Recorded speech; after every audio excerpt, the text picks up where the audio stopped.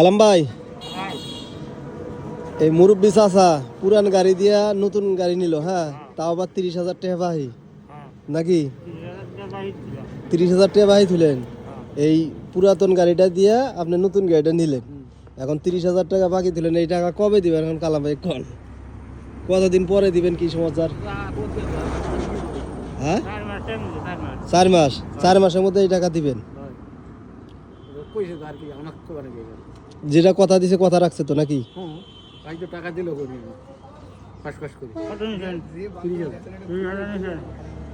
আর মনে করে দিবেন